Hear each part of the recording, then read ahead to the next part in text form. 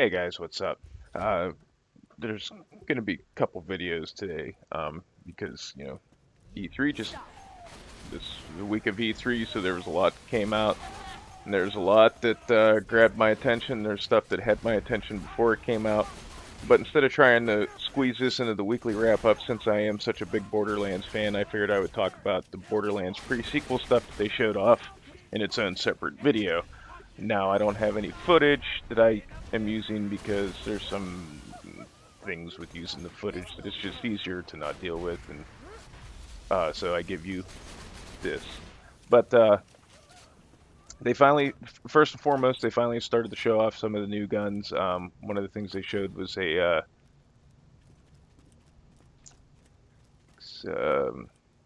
expand expandable delivery. It was a Hyperion Lunashine shotgun. It's just a regular Hyperion. It looks basically like a regular Hyperion shotgun with the Hyperion barrel, but it has the Lunashine effect to it, which we'll get to that in a minute. They showed a bandit shotgun called the Fire Hose. It's just a regular purple bandit shotgun. I'd imagine it had the bandit barrel because it used 3 ammo. And they showed the laser weapons, which does look cool because on the item card it says that the longer you hold the trigger down, your damage goes up. So that'll be interesting to see how that works out and factors in to gameplay. Now, getting back to the Lunashine thing, you can get these clusters of crystals. It said that you can use them for to get Lunashine weapons and to purchase upgrades and buffs in Concordia, which that tells us two things. One, we have, I'm assuming, a central hub area like Sanctuary. Obviously, it's going to be called Concordia. And two, we're going to get to buy shit. Now, we don't know if the buffs are like permanent buffs or temporary buffs or kill buffs or whatever, but the fact that we can use these lunar crystals to buy buffs and upgrades and stuff like that, that's kind of cool. Now, that does kind of sound like, to an extent, I'm assuming the upgrades are probably like what you use the Iridium for, to buy the backpack upgrades and the SDU upgrades from Crazy Earl and Borderlands 2. But the buffs thing, that's what I'm curious about. A couple other things they showed, they didn't really specifically talk about them. It was just kind of things that your eagle eyes could pick up on if you watch the gameplay videos. One of them, which is a boon for a lot of people, because a lot of people do not like playing with people that use heavily modded weapons and heavily modded badass rank. And you can inspect, it looks like you can inspect the player's inventory. Like, you walk up to him, and if you're on, I'm assuming the gameplay footage they're all shown is Xbox footage because there's Xbox buttons, but I mean, it could be PC footage with, and they're just using Xbox controllers. But if you're using an Xbox controller, you hold down Y. On PlayStation 3, I'd imagine it'd be triangle.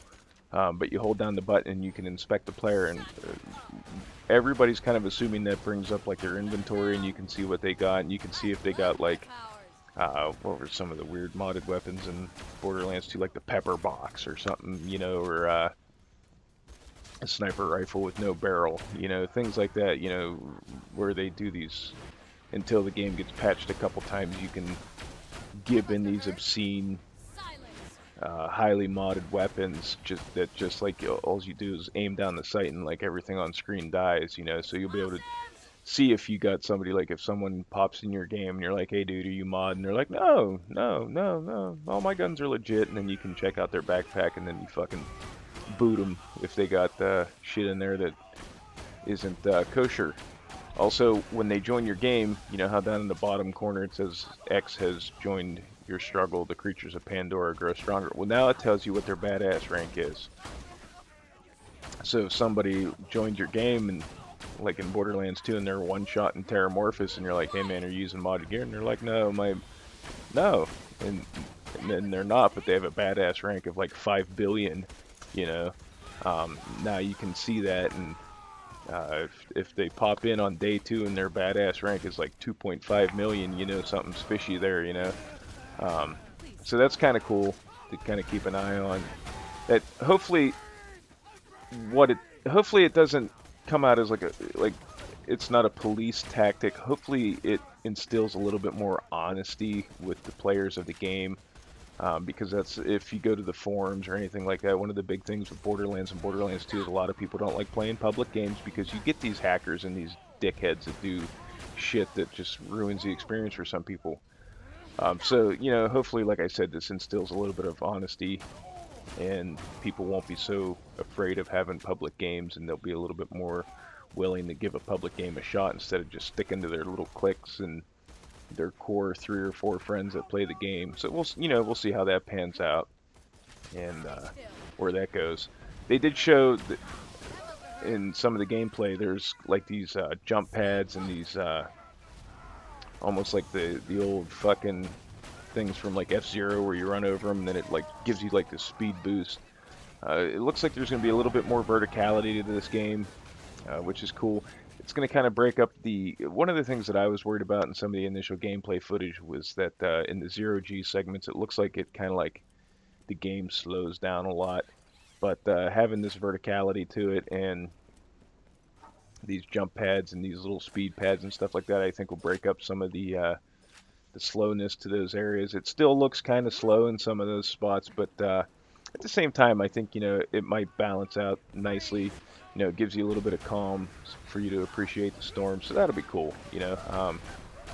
And it's different, too, because, you know, 2K Australia developing the game, I think they can get a little bit more adventurous than Gearbox because, you know, people expect a certain way of things should be done when it comes to how Gearbox handles Borderlands. So, and I don't think they'll be as tied down to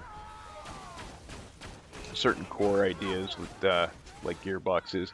Because one of the things that myself and a lot of people included are getting from these gameplay videos and these skill trees that they're showing off is it seems like there's a bit more emphasis on making the player feel like a complete fucking badass. And honestly, in Borderlands 1, when you got the end game, you could conquer end game without like top tier gear. Like you didn't need, arguably the most powerful weapon in Borderlands 1 is the Hellfire.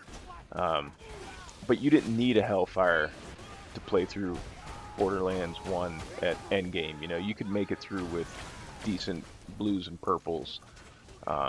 Whereas Borderlands 2, you can make it, but you're going to have a hard time. But hopefully, you know, with the way things are progressing and the way they have everything set up, you won't see that reliance on like an unkempt Herald or Pimpernel or an interfacer. You know, hopefully there'll be some more diversity with the weapon choices. Because, you know, it kind of sucks when you have a game going and like basically everybody, you know, if you watch, a good example of this is the hunts. If you guys, any of you guys ever watched I think they're on their 3rd hunt now on Twitch TV. You know, basically every time they do the hunt, it all boils down to efficiency. So they use gunzerkers that are, and they have heralds, interfacers, and a grog nozzle. You know, almost every one of them, or a melee 0. So I mean, there's build diversity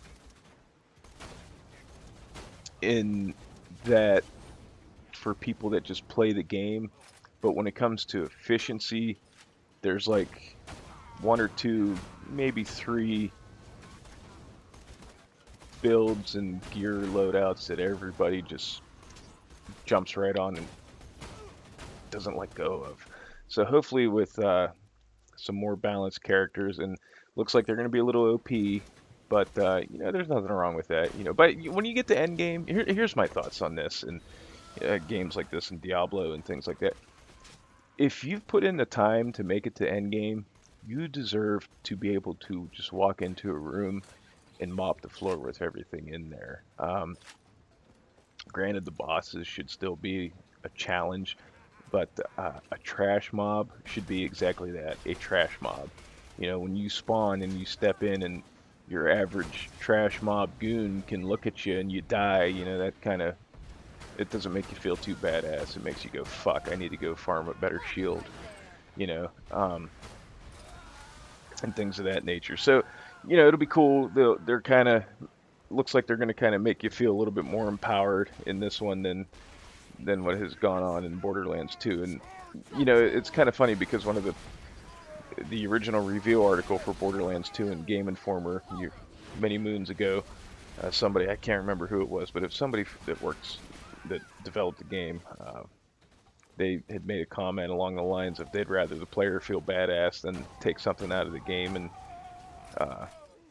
for the sake of balance, you know. And then once the game came out, they did the complete opposite, you know.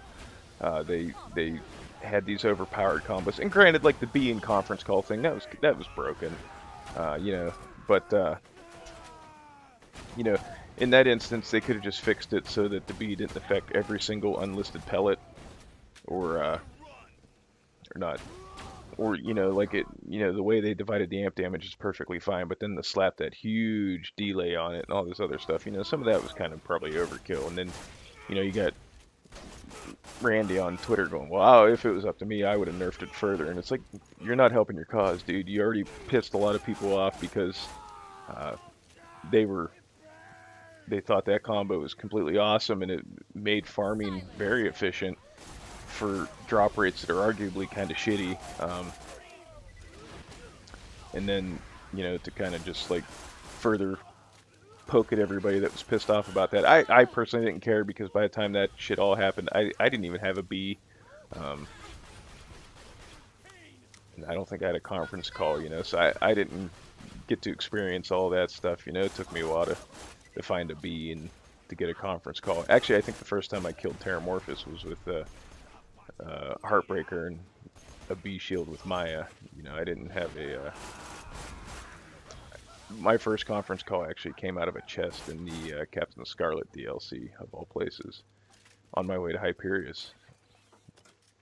But then you got these other skills that they're doing. Excuse me, I had to take a drink there. My throat was getting scratchy. You know, you got the butt stomps and the high jumps and things like that that use up the oxygen. And I'm still there. The oxygen thing's still kind of, the details there are still kind of fuzzy. Like, if you run out of oxygen, are you gonna die? You know, at least the stuff I've read hasn't been real clear on that aspect of it. They did say that it's not going to feel like a hindrance to you.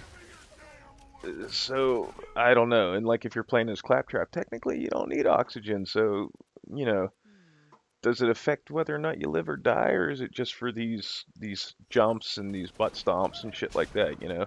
I'm not... But, you know, in the gameplay footage they showed, it looks like it constantly ticks down. So, I mean, so if you run out of oxygen, do you die? I don't know. But from the gameplay footage I've seen, it doesn't look like it's going to be... It looks like they're kind of staying true to their word. It doesn't look like it's going to be a hindrance. There's plenty of opportunities to pick up oxygen. It looks like the benefit to these Lunashine weapons is when you use them, any damage you cause with the weapon will replenish your oxygen level. So it's kind of... It looks like there's going to be plenty of different ways to not run out, you know. But the only thing I wonder, and I'm sure a lot of people are wondering this, is when you get into these extended, like, I'm sure eventually there will be DLC, and if they bring back raid bosses, you know, if you get into these long raid boss fights, you know, what happens? Is there ways to replenish your oxygen in these raid boss fights? Is there, you know, there's still some concerns there, but it looks like overall, though, it's not going to be, hopefully, a huge issue. It looks like they're handling everything pretty well, and I mean, we still got to see how that's going to play out in the final version, but it looks like everything that I've seen right now has instilled confidence in me. I'm not nervous at all about the fact that 2K Australia is handling the game or anything like that. Actually, I'm kind of glad 2K Australia is handling it. Like I said, you know, they're not they're not Gearbox, and it's going to be nice to have a fresh set of eyes. And what the hell's going on with this guy? You know, have a fresh set of hands and eyes on this project and kind of change it up a little bit. I don't think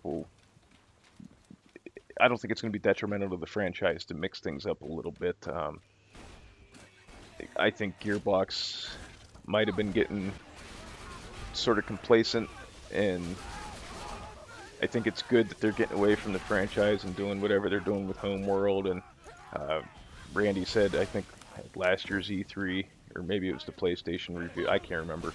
But at one of the shows last year, Randy had said something like they're working on a bunch of new IPs and stuff. So I think it's good that, you know, us as Borderlands fans, we get another Borderlands game.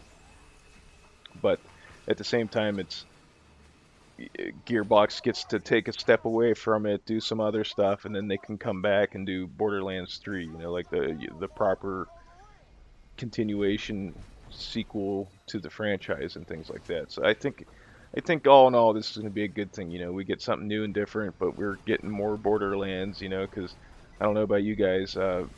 After 2 years, I still love Borderlands 2, but man, am I burnt out on it a little bit.